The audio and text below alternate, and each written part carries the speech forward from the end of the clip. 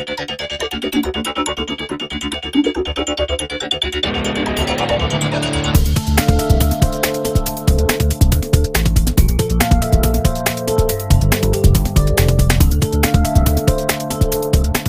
Gamespot viewers, my name is Kevin Van Ord, and we are here in another episode of Now Playing to bring you Guild Wars 2, and seated next to me, even though you can't see him, is Mike at ArenaNet, and you're a game designer on Guild Wars 2, Mike, right? Yeah. Well, why don't you go ahead and introduce yourself first of all, because I didn't want to mangle your incredible last name.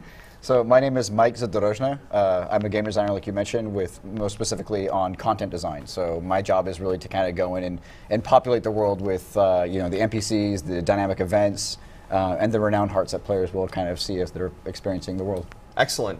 And you're showing us some new things that we haven't seen yet in Guild Wars 2. And one of those is the Asura race. Yes, so we're really excited to allow players to finally get their hands on the Asura. For people who aren't necessarily familiar with them, they're kind of our small, diminutive, quirky, hyper-intelligent race. The way we like to think about them is that they're the smartest kids in the classroom, and they know it. But more importantly, they want you to know it as well. So we're here in the character creation. So why don't you go ahead and lead us through, and let's take a look at and see what the Asura brings. Do you have a preference of gender today? Why don't you surprise me? All right, we'll go female. Okay. Do you have a favorite profession you haven't seen yet? I haven't. Well, what's the butterfly? The Mesmer? I'd say let's do that. Okay. So the Mesmer is our class that is based on illusions and conjuring phantasms and things like that. So it's a lot more of our magical races or professions. So one of the big things that with character creation, like we've done with other races, is you can kind of choose your body type of your character as well as how tall they are. And then there's a unique one for each of the races. Like for the Asura, it's usually going to be skin markings. So like kind of patterns that are on them. Like with the other races, obviously you can choose your hairstyle with hair color. I kind of dig the bandana look up there. Yeah, I like that. Works for me. Again, faces. And obviously with the Asura, they're really famous for their long ears, so you can kind of mess around with those as well. Again, with the other races, we have kind of sliders that you can mess around with to kind of make your character just a little more customized to your liking, eye colors and things like that. And let's get to it.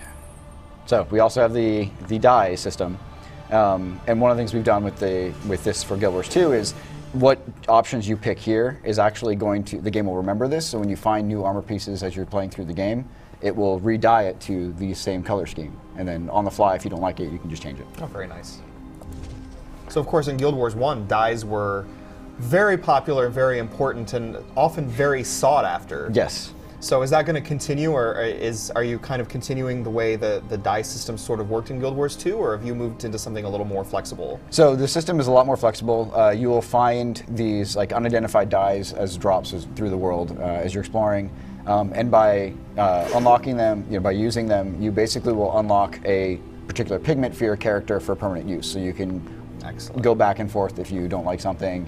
And there's like hundreds of colors in the game now. So like there really is, for the people who really want that exact shade of pink or orange or red. That's an option now.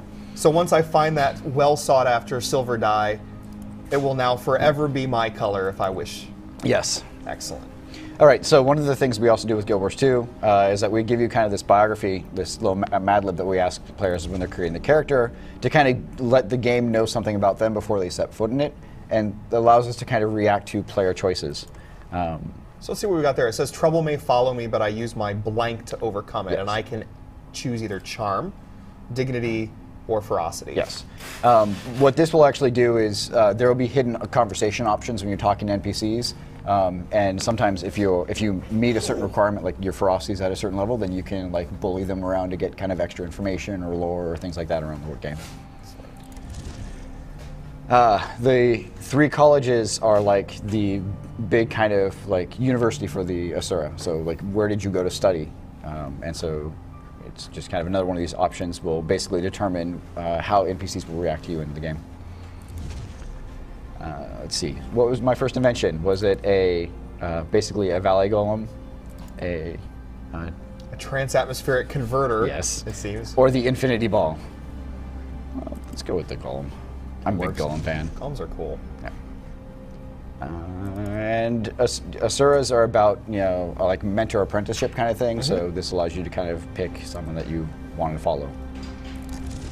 And at the very end, we basically outline all the choices that you made up and basically allow you to sign with your character's name.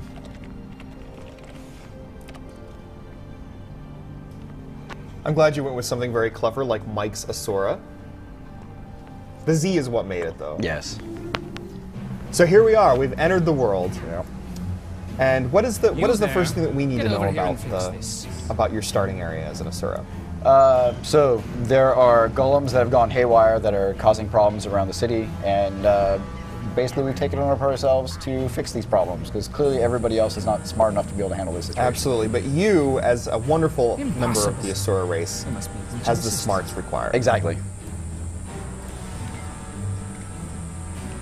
So the peacemakers are kind of like the Asura police force, kind of helping you know, keep things peaceful. You know, Sure. no troublemakers. But even so, like they still don't have like the nicest reputation. So people are like, oh, really? They're no help. And so off we go to talk to the Peacemaker about these golems. But of course, you know, we'll take care of a few of them on the way. Exactly. So, since I am playing a Mesmer, I've created an illusion with one of my skills that allows, you know, basically to help out with any damage. And then, because each class kind of has a unique mechanic, with the illusions, I can basically send them to like explode on my target, and then, or you know, cause confusion, interruption, that kind of stuff. Sure. So there's a lot of kind of cool play with building up the illusions and then setting them on my foes and then building them up again. These golems. Now, much has been made sort of, well, we'll watch this first. It's pure chaos out here. Unacceptable. What's going on? Just what it looks like. These golems have gone mad. Zoja suspects someone tampered with them. And by someone, she means the Inquest. Zoja's rarely wrong.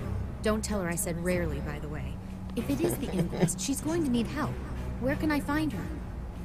At the malfunctioning gate that's spitting out these deranged golems. She claims she could feel them on the other side of the gate laughing at us.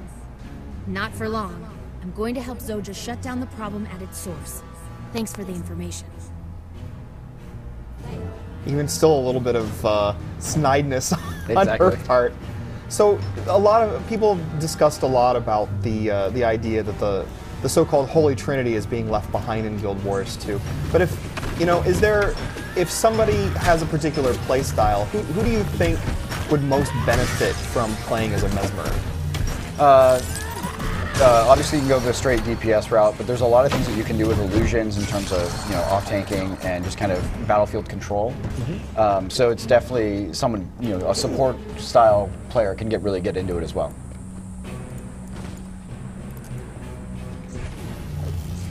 Going back to the little scene we just saw, two major players were mentioned. One is Zoja, who is the like iconic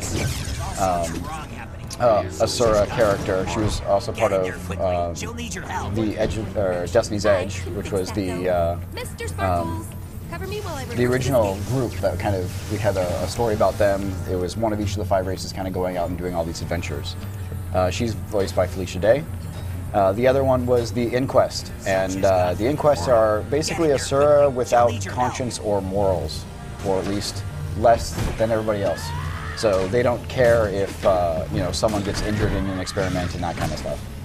So everything to them is about what can they do to progress the Asura kind of Let's pay a visit to whomever decided to complicate my day so we can ruin theirs. their agenda, so to speak. Sure. And so Zoja has a golem named Mr. Sparkles. No finer name for a golem exists. Exactly. Oh, for a second there, I thought someone dangerous was behind this. Oh, spare my tender feelings. It's true. I'm not dangerous. But these golems are. Here, let them show you what dangerous really means. Why don't Dem's golems fighting words. Exactly. I have data to collect.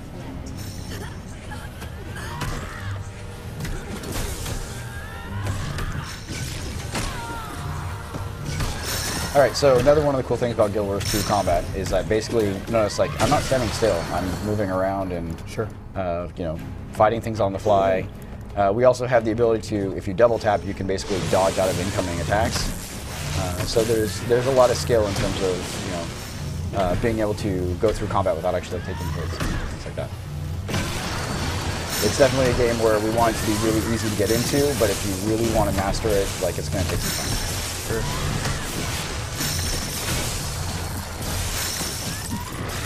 Nice dodge. Yeah. Not quick enough, unfortunately. I still take the hit.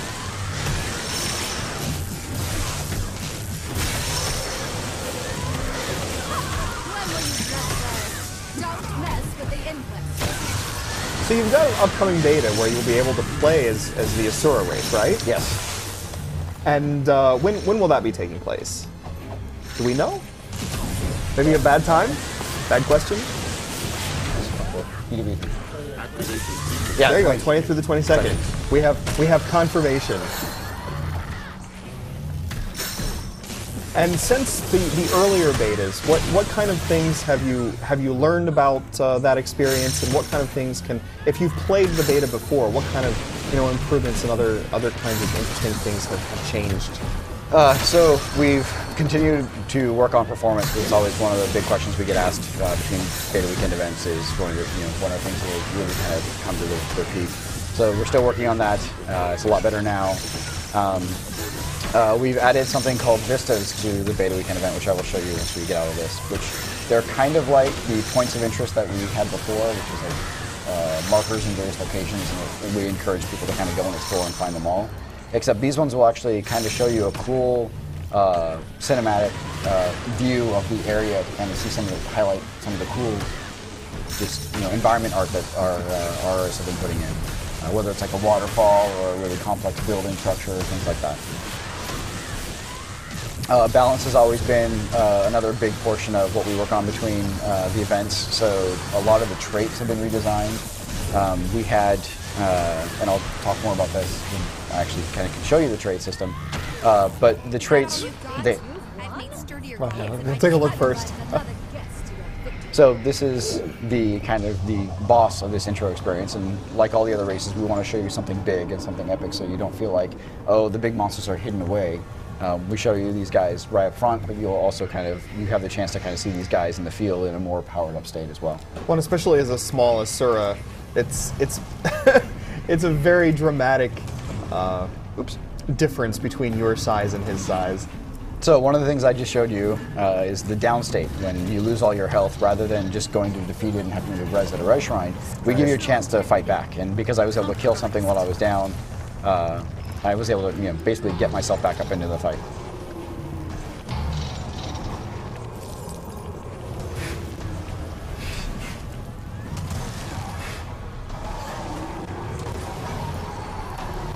This is also one of our dynamic events, and so with like all of our dynamic events, they will scale in difficulty based on the number of players that are there. Mm-hmm. So having a large, you know, giant mob of people running from event to event doesn't trivialize the game.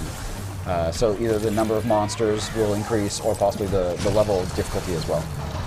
And is that going to occur both in the open world proper as well as in more instance areas, or how does that work across the game in general? So we do that for all the open areas, so this will happen here.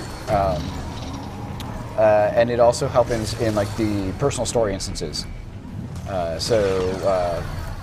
One of the things that we'll do is the individual story for a character, we will put them off in instances, usually like the technology we had from Guild Wars 1, and so you can kind of tailor the experience to them and whatever friends they bring in. So it's like the player has control of who can come in their personal story.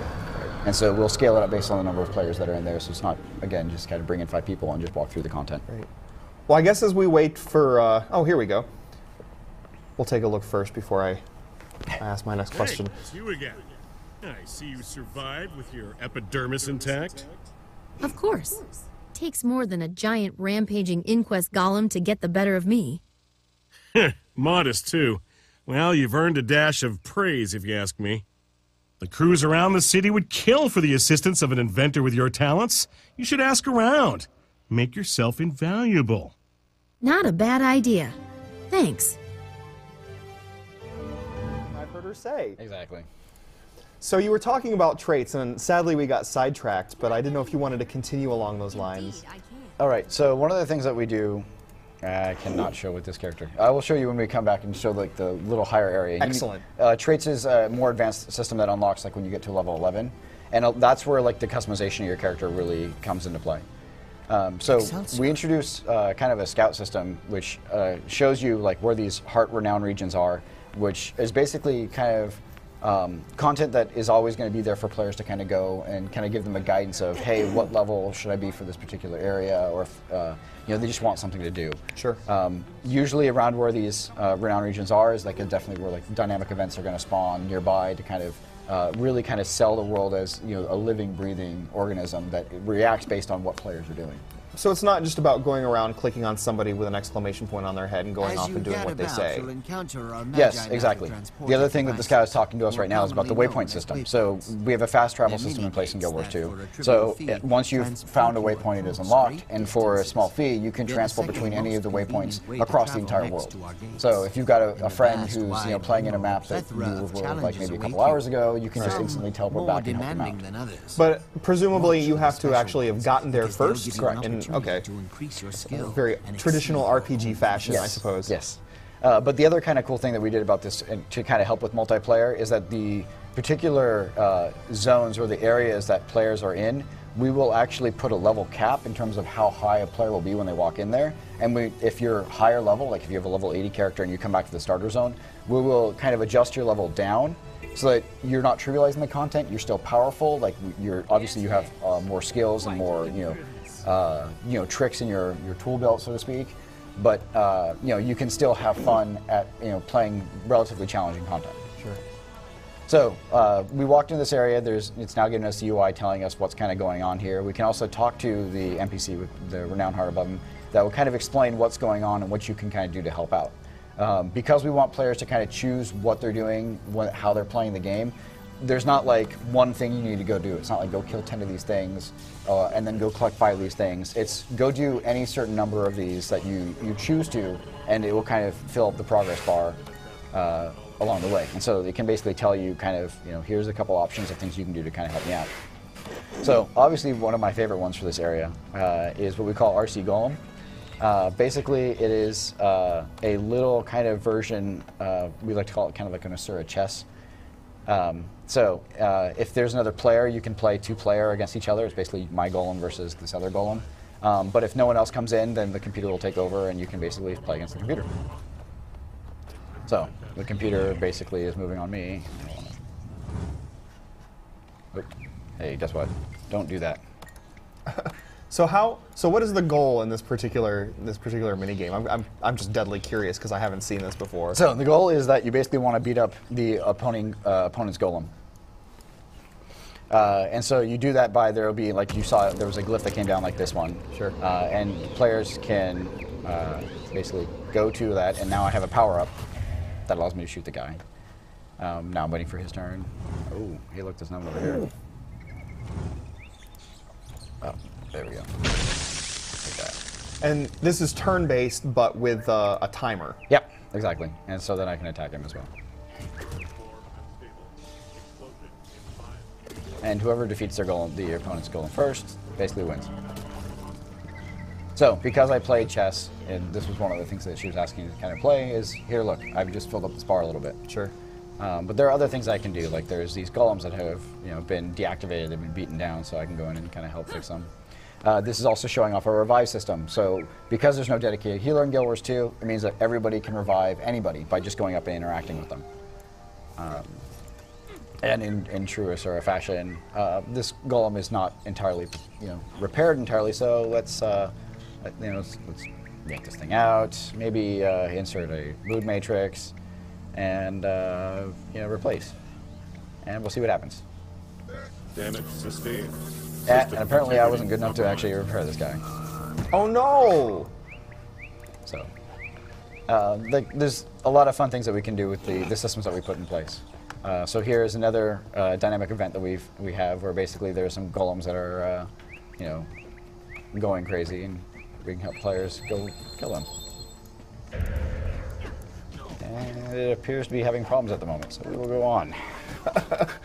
Oh, you silly MMOs. Yes.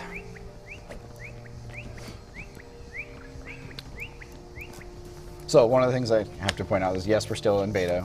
We are coming up close to launch here in a couple months, but we're still, like, right now we're really focusing on polishing things and getting them to just the absolute best we can before, you know, we get the game into the hands of the players. Which is in August something. What August day? 28th. 28th.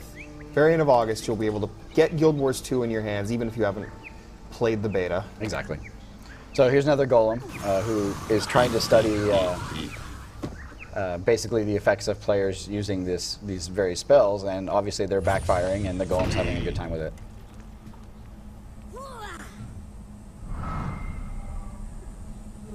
He. Tisk, tisk. I saw that. All right. So one of the other kind of cool areas in the start area is we have essentially like a school for young Asura, and we call them progenies. So we'll go take a look at that. And there's a lot The of experiment has gone horribly wrong at the lab. Oh, it sounds like maybe you better heed exactly. Luke's call. So, like we have criers, NPCs that will come up and let you know, hey, look, there's something going on. So, the school is now apparently on fire due to some sort of experiment that's been going on over here. So all the kids are waiting outside. You would never have allowed that to happen. Exactly. If I was in charge of this, you know, there would have been no problem. Sure. And so now I'm going to go in and. Ooh. And so now you've got something interesting that people in the beta have already seen, which is you've got objects in the world that you can pick up and then use. But this isn't just limited to quest-specific moments. Exactly.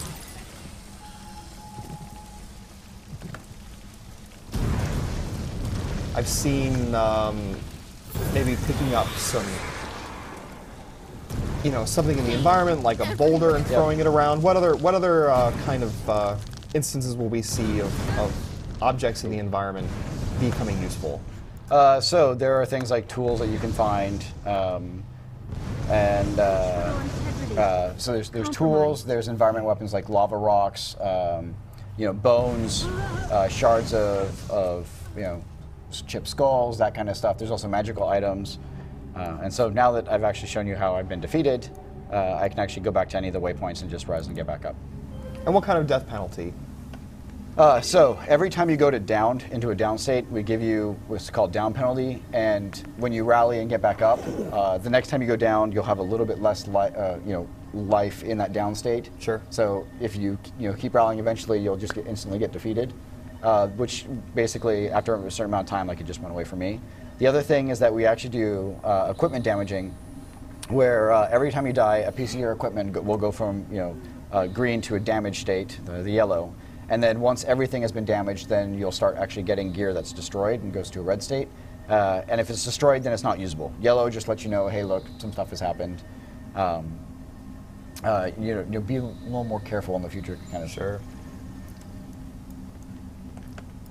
All right, I need to actually take a break here because it looks like the monsters are not actually showing up. And then you find out why. No worries. All right, so we had a little blip there, but we are back, and of course, it's me, Kevin, here with Mike, and we just talked a little bit about the death penalty, but what are we doing right now? What is your plan? We've played some chess.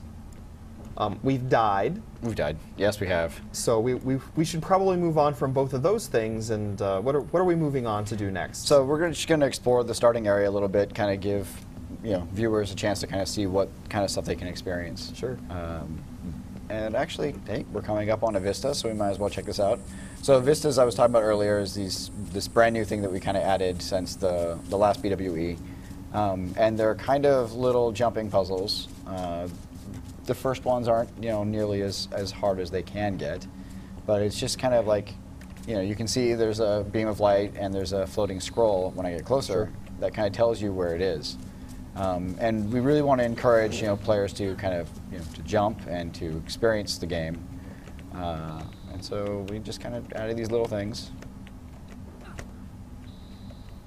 Now we've seen this in some other MMOs, and I think that the trick is, for me as an MMO player, is always, how do you make it challenging for the player to get up to, but how do you also make it fun to actually do the jumping? So, I mean, going back to the movement for Guild Wars, like, there's just, freedom of movement and joy of movement is one of the things that we were focusing on. So the way that we've done it is just by, we've incorporated into just how the game feels. And when you're exploring and you're kind of looking at these scenarios of how do I get to that location, how do I solve this puzzle, right. That is where the joy actually comes from. And sometimes there'll be tricky jumps, how do you get to location to location. We do specifically have something that we've just kind of called jumping puzzles in the game, which I will show you a little bit later. The more advanced versions of this with treasure chests or elite stuff at the end for players to kind of solve. But this is much more simple. This is much more towards the map completion. So we do track kind of how many, have players done the renown, found the waypoints, all the points of interest. We do things called skill challenges, which tie directly into skills, and I'll explain as soon as I get out of this map, and vistas. And so when you complete an entire map, like I'm at 7% for this map right now, then I'll get a reward. Maybe a couple tools, maybe something that comes from the gem store, things like that. Going more specifically back to kind of skills and the skill points. So we have these things called skill challenges that are around the map. We give you a skill point for every time you level, and then we give you one for completing any of these challenges. These challenges can be like a quiz that somebody gives you based on lore that they explain to you. It's kind of, are you paying attention? Maybe it's a combat thing, like they're going to spawn in 3 guys and you have to deal with them, or maybe it's just you have to fight the guy himself. Just something to prove that you're paying attention, you can play the game. They're not overly challenging, but sometimes it helps to bring a friend. And then with the skill points, you can actually purchase additional skills to swap out on your skill bar. So like I start with a heal spell or skill, but there's 2 other versions that I can buy that I can slot in there if I want to something a little more different or something that matches more my play style. As I get to level 5, I'll start unlocking utility skill slots, and these are basically these give your character flavor. They can be very support style things like I'll drop a symbol on the ground and anybody who's in it will get healed a little bit. To it can be things like my next 5 skills are going to be automatic crits. So this is where you can start to see the customization where I just have my normal skill bar, but by picking the utility slots or skills and the ultimate one, which is your elite that you get at level 30, this really will determine how your character behaves and plays in the game. And let's say we get into a scenario where I was playing by myself and I was going very DPS heavy, but then a couple other peoples came or other players showed up, and I want to be switch to more of a support role. That I can just do by reslotting my skills outside of combat. Sure. And can those easily different ways of putting those things together be easily saved for moving between, or will I have to go into the menus and switch around? Not at the moment, but it basically is just showing up this little menu of I just need to reslot right here, so you don't need to go buried into menus and figure them out. And so the rest of the customization of your character comes from which weapons you're actually holding. I didn't go over this earlier, so my character right now is holding a scepter in his main hand and a pistol in his offhand. And so the first 3 skills here that I've unlocked by just kind of using them has been for the scepter. And now my 4 and 5 skill are based on the offhand that I have. Once I get to level 7, I'll actually be able to unlock a second set of skills or weapon slots down here, where I can have other things in there, and in combat on the fly swap the weapon sets based on my combat needs. So I could do things like have a long range combat, like maybe a bow or something, and then when a monster gets close and I want to switch to more like a sword dagger kind of combination, that's something that I can do. Okay. All right. And this is all based on what you use. What you're leveling up is really what skills you're using most often. Yeah, it's what weapons you have equipped. So when I defeat anybody, and these guys are running away. Come back, technicians. It'll actually start unlocking this percentage, which is at 0 right now.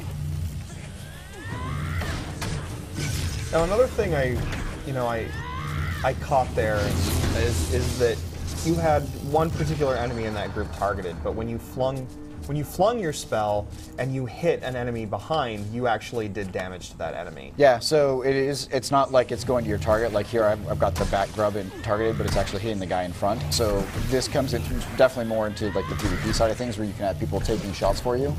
But there is a strategy involved in terms of where am I standing versus where my target is, and and that kind of thing.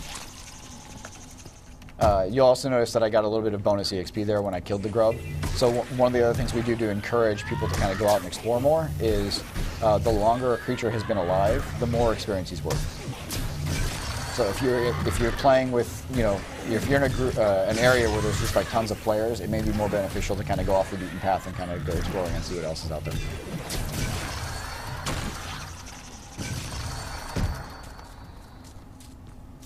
So here's another lab, and the starter area, it kind of shows you a bunch of different labs and a bunch of different Asura kind of doing different things. These guys are working on air-based studies, so you can help them. And by putting the thing I spawned on a spark. Again, to be more multiplayer friendly is like, so I put an item in there, but anybody else can come and put another item in there as well. And they can also help me kill this target, which will help everybody advance. Sure. Because we wanted the game, you know, built in a way that like you want to see other players. You don't want to feel like somebody, if you run into another player, you don't want them there because they're going to be stealing your experience and that kind of stuff. If everybody kills a monster, everybody gets loot. If everybody's helping kill a monster, everybody gets experience. This is just one of those things where we really wanted the experience to be, you want to find people in the world, you don't want to be by yourself. And to the same extent, like there's a bunch of like AoE-based skills and like heals and things like that. And rather than making it so it's like party only, we've done away with that. So it's now, and this guy's really kicking my butt. So it's just area-based instead of just, you know, the people that I'm in a party with. Right. So if I do an AoE heal, it'll grab everybody.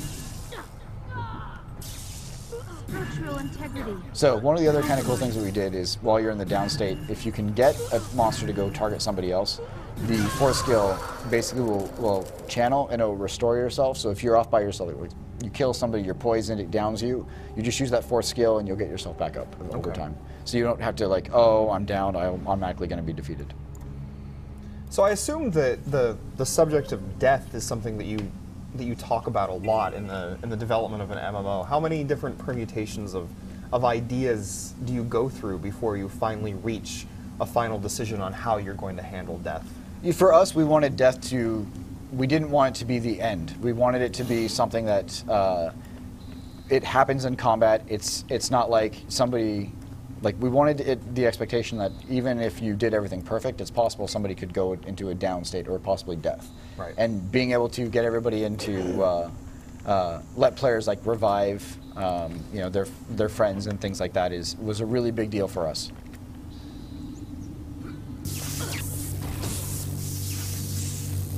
Okay, that wasn't cool, buddy. I just fixed you. Yeah, he doesn't seem too thrilled by that, though. I'll hunt it.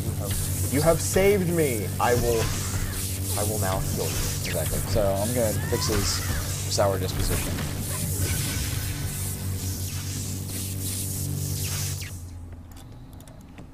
Now we'll go fix this golem. And so you have a lot of different choices here in this particular dialogue. What are these different permutations of how the golem will exactly react? So if you remember earlier, like I tried to fix a golem earlier and he wasn't happy and basically kind of got electrocuted. This time I was able to solve it correctly and he's all the more happy for it. And so there's a little bit of a puzzle-solving element here. What is the best way to handle this? Exactly, and one of the other things we wanted to do specifically was, again, giving the players options and choices to kind of do what they kind of think is awesome and fun. And definitely with the Asura, the text has been, you know, kind of witty, kind of sarcastic. Not necessarily the straight man, so to speak, that you might see like with the humans or with the Char or the Norn. Sure.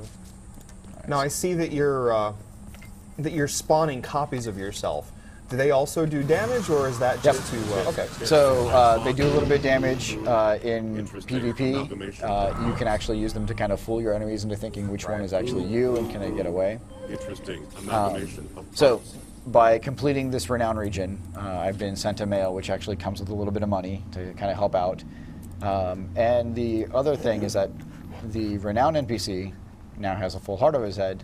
He's become a vendor, a karma vendor.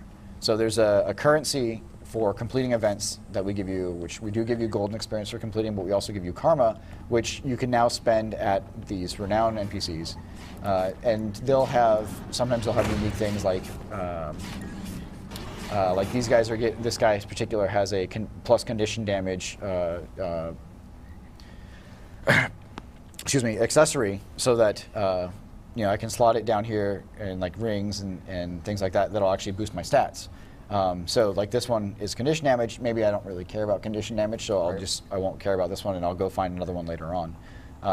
Sometimes they'll give you other things, like here's a consumable that basically now I can use it, and I'm going to run around with an arm of a golem, and I can lay it and blow somebody up. So the other thing, by completing the first renown, is now I've got a mail from my group, my crew, and now this is progressing like my personal story. So now I'm going to go visit one of these instances where if I had people in my party, I could bring them in. Otherwise, it's just, you know, it's just going to be me for the time being. Sure. Of course, Guild Wars 1 players will remember being able to hire henchmen. Is that now gone, or? Yes. In this instance, we don't necessarily have the henchman and hero system that we had in Guild Wars 1. It's much more, we wanted to drive the social experience. We want you to, like a lot of our decisions were about how do we make it so people want to play together. And there's a lot of just natural grouping that happens because of how the skills relate to each other. And one of the systems we didn't talk about was that there's also a skill combo system where you can have, let's say like, an elementalist who put down a firewall. Anybody who shoots projectiles through that firewall, those projectiles now pick up the the fire damage element as well. Sure. So there's also like support-based ones where if like the Guardian blaze down a symbol, you can like help remove conditions and things like that. So there's a lot of this natural progression and natural grouping that happens based on the way that the skills have been set up. I assume too, with the more flexible system of skills and whatnot, that the need for henchmen is a lot less now than it might have been before when there was something a little more structured. Well, plus there's also like you'll actually find NPCs out in the world who are like fighting, the various enemies and things like that. So it's not just you by yourself anymore like it was before.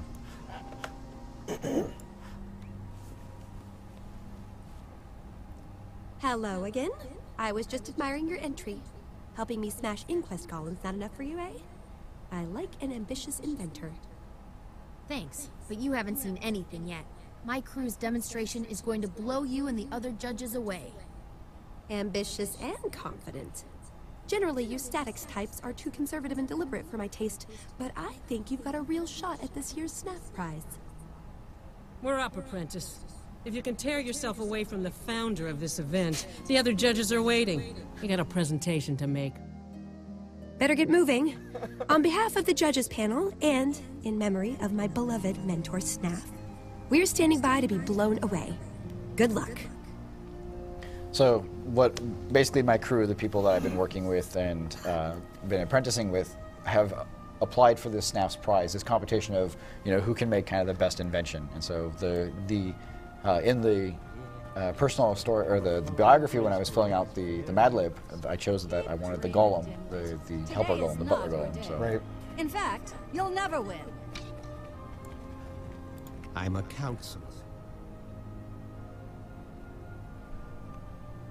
Counselors, for your consideration, it is my pleasure to present my crew's SNAF prize entry, the very old energy detector, or VOED. It locates ancient and/or powerful magic, be it manufactured or naturally occurring. If it exists, and it's got magical oomph, the VOED will find it.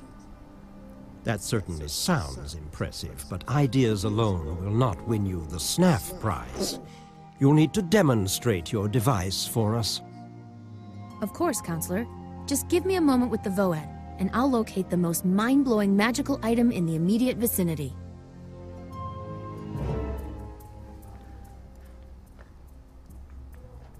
So now you have to use the VOED. There. Which is a new skill. From over there. Oh.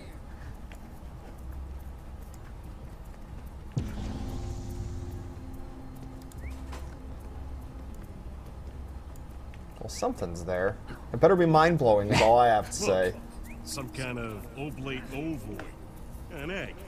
I love that he took it and he's like, I'm gonna just take it over here. Exactly. And it's apparently very light. An egg. Your very old energy detector. I guess there's very old energy in the egg. But it is a very old, very powerful egg. I'm not impressed. Show us something else. Aha! Behold! From nothing, we bring forth this raptor! Oh, she's so scaly and cute. I shall love her forever, and I shall name her Shriexy. Let's go, Shriexy. On to the next relic. Getting another signal.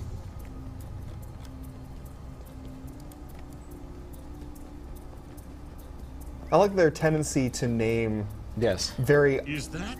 odd, powerful things, cutesy names. Like, here's my golem with this cutesy name. Here's my raptor. I'm gonna name him Shriexy. Is that all you've got? The head of a statue? They're all so snotty to each other. It looks human to me and therefore worthless. Really, something extraordinary. The readout is going crazy. That way.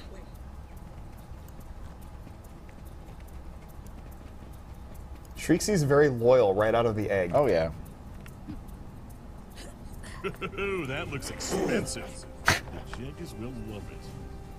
Oh lord, I can't wait to see what this is. I'm a little scared.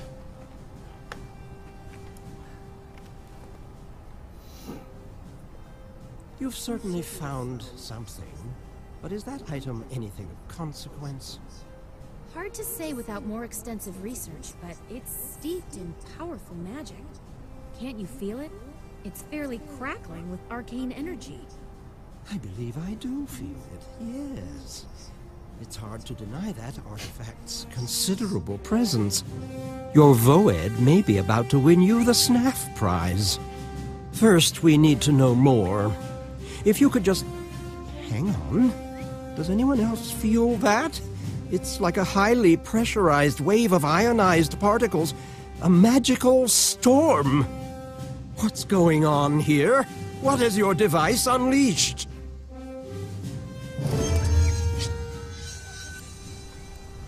Uh-oh. Totally not my fault.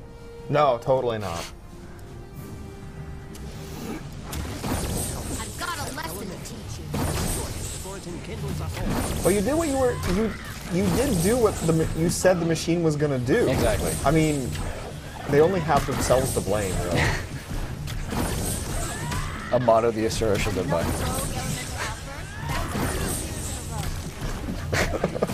Probably this is commonplace.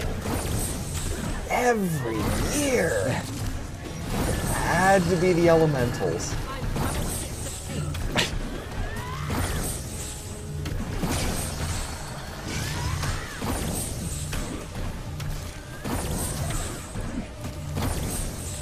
So again, like the mesmer illusions are actually tanking for me, so I don't need to get in there. Right. And I can just safely stay back here for now. What was a good move since it got you through the fight without taking any damage whatsoever? The judges are unlikely to weigh this in your favor. But we just proved how effective the Voed is. The artifact is dangerous, yes, but it's also about as magically robust as they come. They asked for it. If entries that nearly killed us all were disqualified, it'd be a pretty lonely contest. The Voed deserves to win. God. Very well. For its novelty, its ingenuity, and its possible impact on locative science. I like the idea that there's a locative science. The new science of location. Yep. That's great. Taka, I'm getting another signal from the Voed. It's similar to the first and not too far from here. I'd like to check it out. That's fine, as long as you don't bring it back here. I'm seeing a lot of potential in this device. And in the crew that made it. Oh, that's so nice. It's the nicest thing anybody in the race has ever said. I know. It's amazing. Zoja, brings a tear. We want to make sure you get the credit you deserve. Oh, but you have to render it harmless. We have to decide who gets to carry the Snaff Savant title. Not it. I hate titles. They always come with expectations and responsibility. Ah, yes. I assume that Mike's So, Asura will Cossack actually be the one to confusing receive the himself. title. That makes the decision We'll find an out. easy Exactly. one.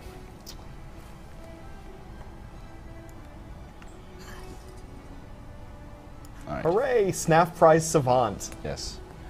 All right. So when you complete like all the actions going on in the story, you can still go around and talk to people if you want to see more lore. But we also give you the button. It's just like, okay, we'll just leave the instance right now. Sure. It puts you back in the world where you were when you first started. For better or for worse. Exactly. And it's updated now, so we can actually see on the map that they're asking me to go to this other area. So we'll take a look here real quick, and then I think it's time to start seeing some of the higher areas in this zone and start exploring a little bit more. Sure. Grub. Yum yum. I heard they taste like chicken. Really? I've always said that chicken tastes a little bit like grub.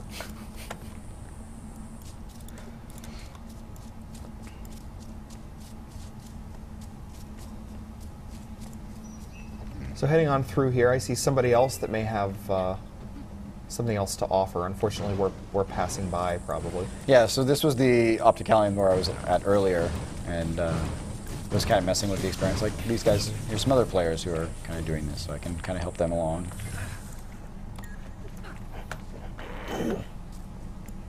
And again, some dynamic grouping so that you're not missing out on, so nobody's going in to steal your quest reward or stealing your kills. Exactly. So both of us right now are just going to get participation here for killing this guy. And since he was the one who used this item first, I can actually use it again real quick. It's one of those things where we don't want to lock players out of content because somebody else is there doing it as well. So there's not going to be a whole lot of, hey, I'm standing around waiting for something to respawn, because that's just the way it has to work. Exactly.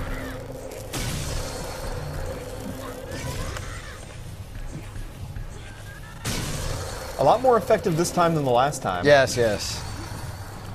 Yeah, oh, I completely agree. Not dying nearly as much. All right, so I'll just put this in here, and let's go. We'll carry on. I grow weary of this constant one-upmanship. So a lot of the dynamic events, you know, we'll have some sort of timer associated with them, kind of let you know what's going on in the world. But some of them are also like player triggered as well. So me walking into a zone for the first time may start something, or maybe because we successfully defended an area, like another event will chain off of it. One of the things that is kind of cool about how the system is designed is like there's story happening when an event completes.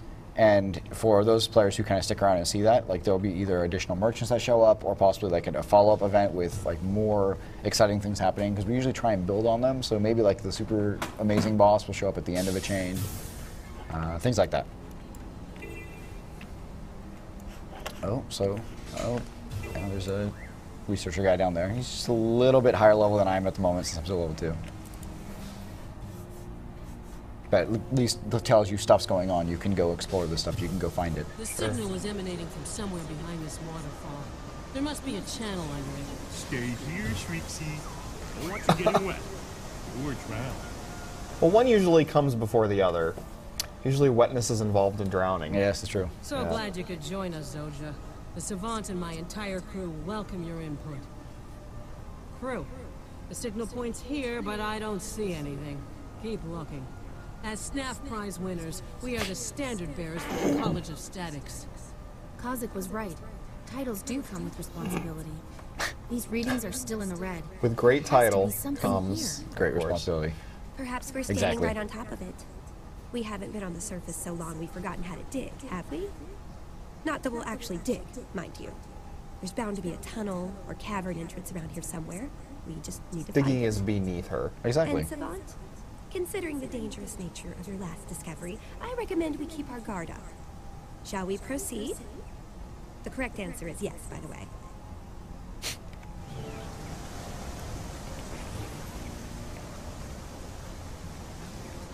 Ooh, dangerous crab. Under the water we go, and you know, this is interesting because, as some people probably heard, once you get underwater, your available skills change. Exactly. So we now have a specific weapon associated with underwater. So I'm using a whole new brand new skills that I'm going to unlock. And then just like the above water skills, like when I get to level 7, I unlock a second weapon set, so I can just swap to match my playstyle as well. And part of the reason why we did this is we wanted underwater to actually feel natural and feel good, and it wasn't one of these things where like it just how do you do AoE based ground targeting things underwater? It doesn't make sense. So this allows us to kind of swap that out and kind of give you interesting, like 3-dimensional things. We can do things that'll be like a volume as opposed to just kind of like on the ground. Scale. So orbs instead of 2-dimensional rings and so on Exactly. and so forth. Yep. And just like on above ground, you can double tap and evade and dodge out of incoming attacks. I like the musical notes are kind of rad from my perspective. Yeah, I like that. It kind of matches. Siren's Call is the name of the skill that I'm currently using. And that's a Mesmer skill? Yes. Of course it is. I ask silly questions, but just to clarify, of course. And will most starter areas include something underwater pretty quickly to introduce this mechanic? There is usually stuff that's explorable underwater. This one is since the story took us down here. Right. But each of the starting areas has some water content as well. Excellent. So that players kind of experience and start to unlock their skills.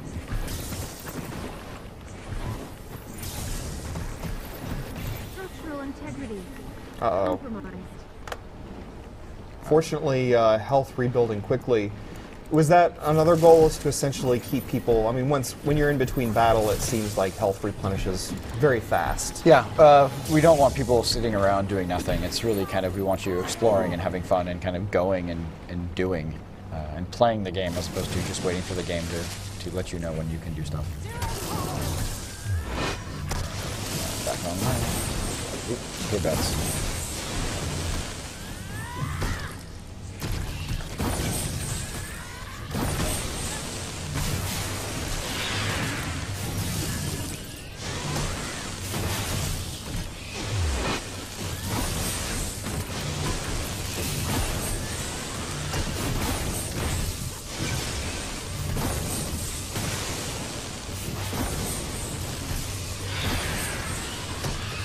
There's one party cave bat. Indeed. Golem and Forest are beating on him.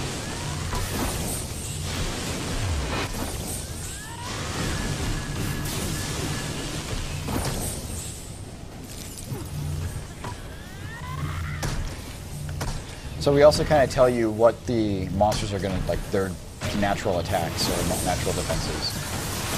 Like the crab, obviously can go hide in his shell, so he can do some evasion things. Sure. The scale said like it was regenerating health, so he had a buff that would give himself health back in combat.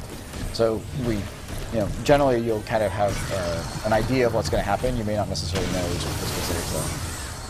Let's see what we're doing. It's worth noting too, something I noticed when playing the one beta weekend that I did, is that you can fire off your ability whether or not you're going to end up hitting your target. Yep.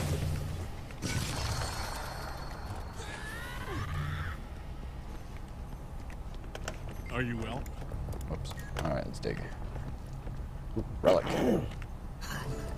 Nothing possibly could go wrong with this. No. There's no precedent for such a thing.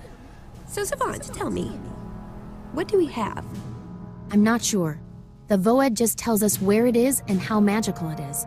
This thing here is packed with arcane energy.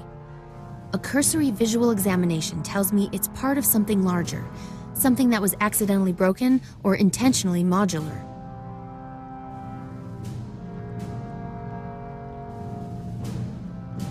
Be finding pieces of something much larger here. I'll leave it to you. You're not the only ones with big projects that need managing. I'm just suggesting maybe there's some foreshadowing in the writing. I don't know. We'll see. So completing it gives us, again, option, or, do I want a power-based gloves, toughness, or vitality, which are our main stats. And it also gives us a salvage kit. So just like in Guild Wars 1. Indeed, I can. So in Guild Wars 1, we do have the salvage kits where if there's something that you're just not using, Just break it down. you just break it down. And then this is the crafting component. one of the other kind of cool things is we basically set up so now you can deposit the collectible or like the items that you use for crafting just directly to your bank, so it doesn't take up inventory slots. Thank you. That's lovely. All right, so now that I actually picked up a sword earlier, so I actually swapped out, and so now I've got a couple different skills, and I'll have to relearn, or not relearn, but gather up to learn these. But sure.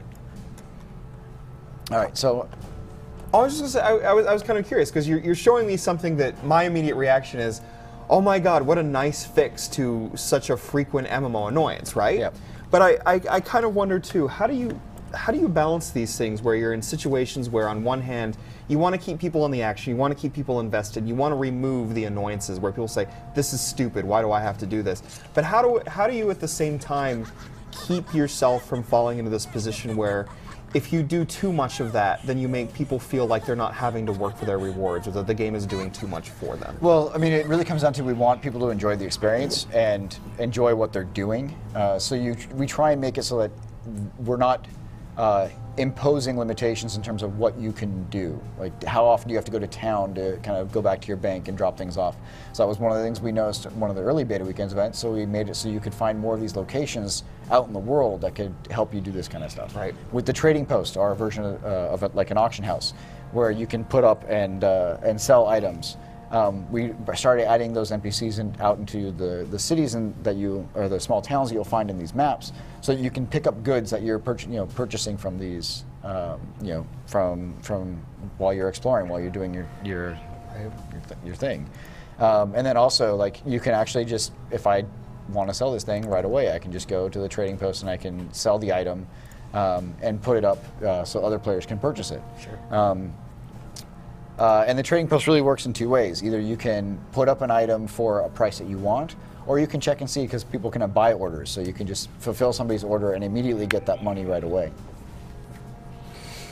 All right, so I think we should go check out some of the higher level stuff. Yeah, let's go for it. All right. All right, so we're back now. I'm showing you kind of, we're still on the same map. The intro starter stuff was down here, but now I kind of want to show you some of the cooler sites that are out in this area. The Luminance crew, which kind of owns this area, is working. They've got a power grid that they're trying to fix that's broken. But this group is really about kind of building up the next major Asuran city. And so the Asurans have all these like floating blocks and things like that, so they're running experiments. And right. if the power grid gets repaired, you can come back and kind of see some of the cool things that they're working on. So this is the much higher, obviously level 13 kind of area of the starting zone. And let's see, what do we want to show? Let's go check out like some of the jumping puzzles. Sure. So we'll go down here. So easy peasy just to get to a waypoint where you've been before, although there is a cost associated with that, correct? But if you notice, like it was like 9 copper for me to jump down there, and well, this character's got like 3 silver and 34 copper, so. Yeah, most of us are willing to pay for convenience. Exactly. And that's a nice little ability. You're teleporting forward there, I see. Yes, so I am now playing a thief, and the Infiltrator's arrow allows me to kind of get around. It definitely helps. It makes like the thief one of the more kind of scout-based classes for like world versus world or things like that. But it seems like it also helps you get out of danger when you're in the the open world here. So I mentioned skill point challenges, how some of them will be combat-based. This one is actually kind of a jaguar. Okay, he's going away. This one is more of a lore base. So Ula was an Asura from Guild Wars 1, from the Eye of the North expansion. Sure. And so she basically kind of will talk to you and explain to you what's going on with this lab. That she's in charge, and the second rule is that I'm clearly not. They're all so snotty. Yes. And so then once I'm done, it's like, okay, now she's going to quiz me on it. Like, how much of it was I really paying attention? Oh, well, clearly she's a lab genius, yeah.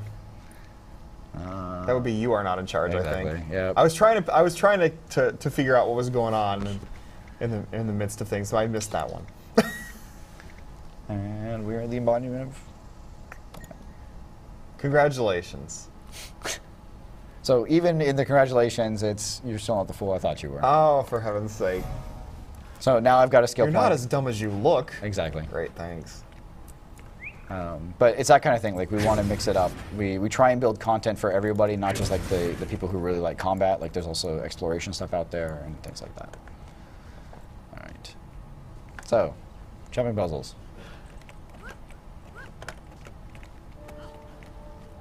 And this is just the start.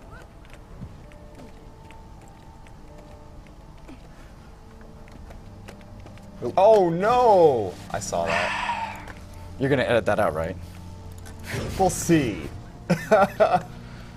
Up you go again. Exactly. That's all right. I won't tell anybody, nor will the thousands of people that watch this. Yeah.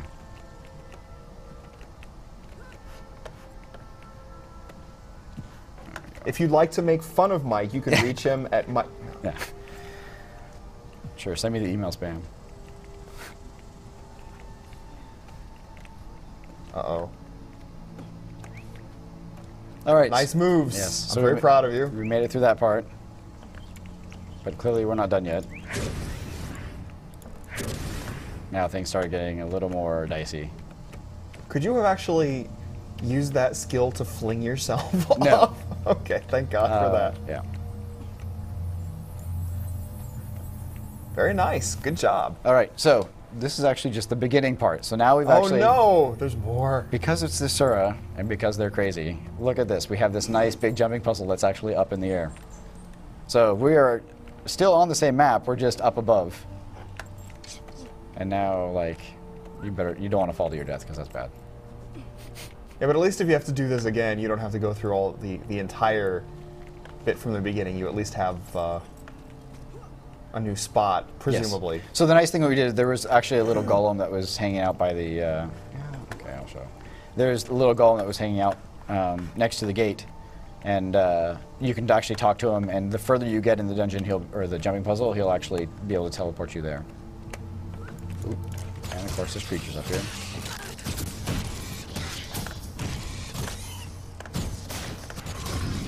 So, like, I just put a poison ring down, I'm shooting through it, and now my shots were actually doing poison damage to the guy. Nice. Alright. Alright, so I'm tuning this device, which now allows me to make it further into the jumping puzzle.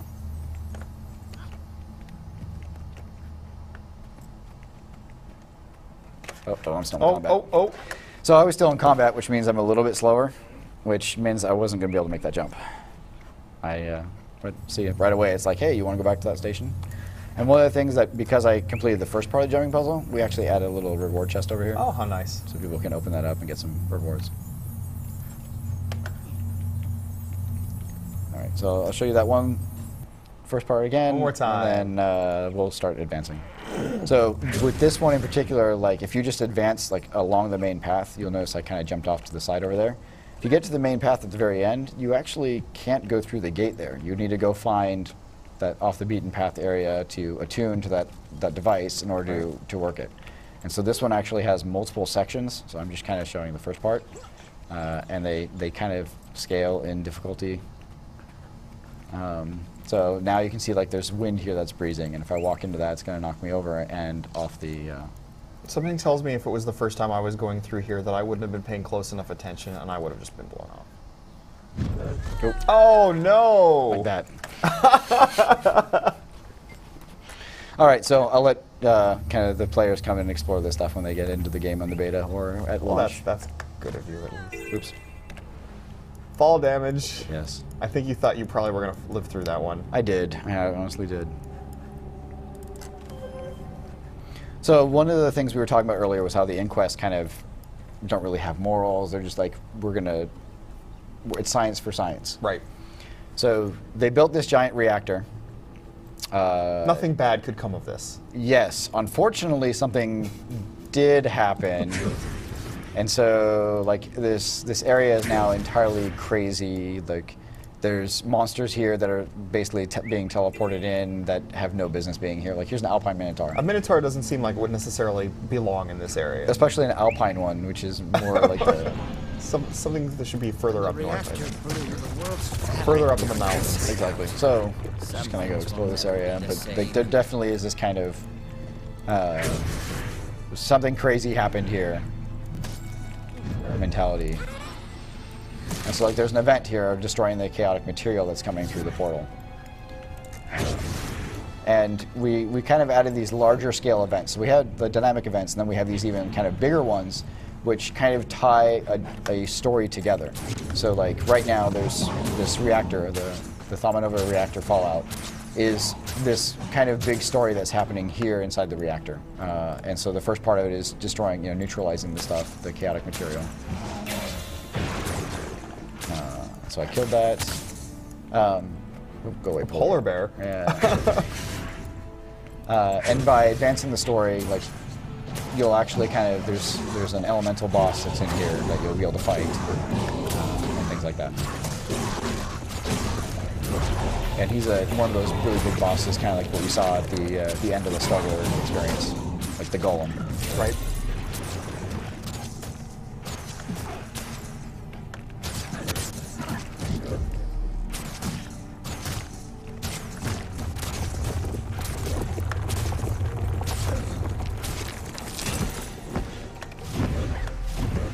Very nice. All right. Except, okay. And so this is the reactor. There's a lot of cool hidden things to explore around here. There's also a secret boss that's kind of tricky. There's a puzzle you solve to get to him. Oh, nice. Yes. But I don't want to show too much. Let people explore and find those out for themselves. And so this is kind of the intro experience for the Asura. We wanted to show off, like, kind of how quirky and zany they really can be, along with like how devoted they are to their research and things like that. Excellent. So now let's go check out the next zone, which is also going to be part of the next beta game. And this is going to be the level 15 to level 25 content. Okay.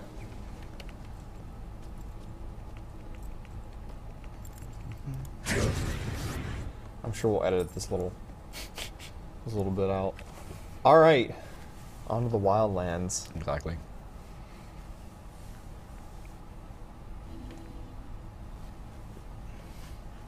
All right, so just like before, there's scouts that kind of help you, show you the lay of the land, and kind of show you what's going on. I mean, even right away, I walked in and there's already events going on for me to do. Brisbane Wildlands used to be a secure, secluded spot for some of our more experimental labs. Now the Inquest have moved in and targeted Marat Baru's weapons research. We're working with the Wild Hunt and Seraph forces to protect our labs, but it's not sufficient. I'm deputizing you with two objectives. Assist the researchers at Aethervolt Labs and stop the Inquest from disrupting Marat Baru. So the kind of the story of this map is that this is frontier land. There was really nobody out here for the longest time. The Asura have slowly been making their way in. The Silvari have been coming in from their area as well, but also from the north. This is where the human lands are. So the humans are now coming down here. So there's bandit hideouts that have been set up, and the Seraph, which are like their version of the peacekeepers. Right. Peacemakers are down here, kind of fighting the bandits. The Silvari have their version down here as well. So it's kind of like this coalition of the three races against their their villainous group. And let's see. So one of the other kind of cool things that we do with how the content is developed is we wanted to make things like interesting. Like, it's not about when you're filling the renowned regions. It's not like you're doing the same thing over and over again in every location. So like this guy is experimenting with the Hylek, which are our frog-based race, and if the Hylek have different tribes, and they're mostly based on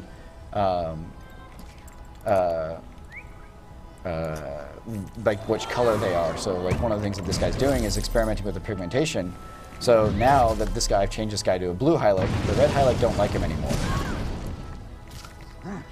Although this guy's...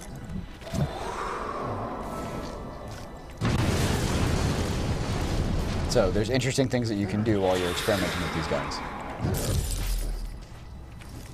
And then if I don't want to be using the weapon anymore, I can just easily swap it out, go back to my daggers. Boom. Something tells me you shouldn't be on fire. Uh-oh. Fight. It's okay, I got this. I trust you. So. Replenishing. This map also has a lot of history with Guild Wars 1. Like the Hedgehog and Ravi is down here, and so there's a lot of the ancient druid stuff from the Prophecies campaign. In Aurora's Remains, there's actually the ghosts of the Shining Blade and the White Mantle, two of the forces that we're fighting.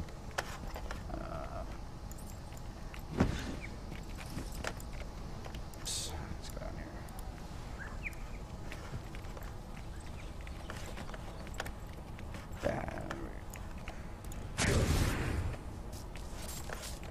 And with everything, there's always a little bit of jumping, a little bit of skill.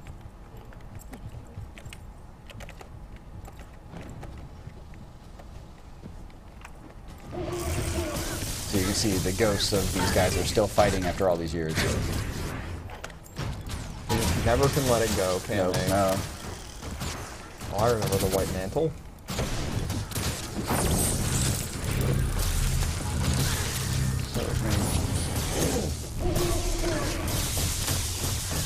So now I'm going to use my Thieves Guild Elite, which gives me 2 allies to kind of help me out here.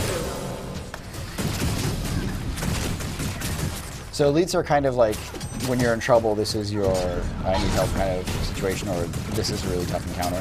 They take a lot longer to recharge. This one's like a 3-minute recharge. But it does give you the sense of, always do that. You know, okay, this is a tough battle. I need to kind of pull out all the stops. Right. Alright. So the other interesting area around here is Skritsburg, which is the kind of the main hub for the Skrit, which are rodent-like species that they communicate like extremely fast in ways that like we can't understand or hear. But so the more of them that there are, it's like there's like almost a collective consciousness, so they're more intelligent the more that are around.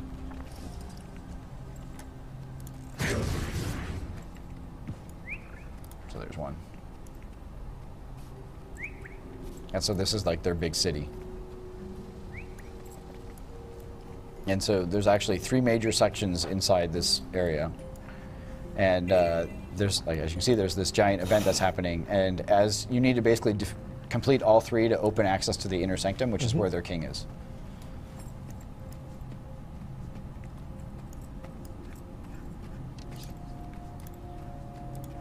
And they like shiny things. Need help fast.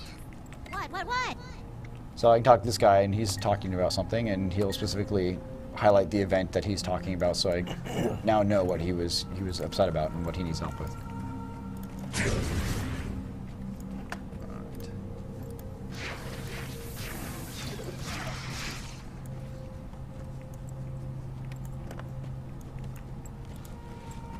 So it looks like that's one of your targets there, I see. So the Nightmare Court, which is Sylvari, who have kind of turned their back on all things Sylvari. They've gone more down the dark path. They believe like life through pain and building the nightmare and things like that. And as you can see now, they've actually kind of come in and start controlling the Skrit. So since we're going to find, it's not that.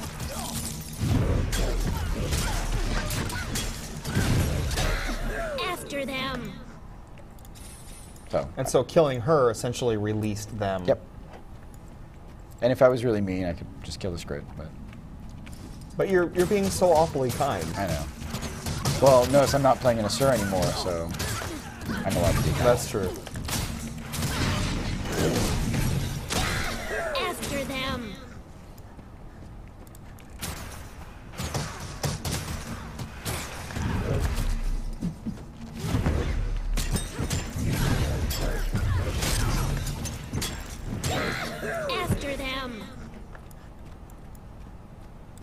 Very excited. I like their calls of Yahoo. Makes me happy. It makes me glad to know that you've had an effect on their emotional lives. Yeah. Nice move, getting in there quickly. So the thief is really like, besides the steal mechanic, one of the big things about them is that they do a lot of get in, do a lot of quick damage, and get out. With melee weapons, anyways. After them. Finish this up real quick. Also a nice move, pulling him in to you. After them. All right, so completed the event, got some experience, some karma, and some gold. Nightmare plans. Got into our heads, made us do bad things.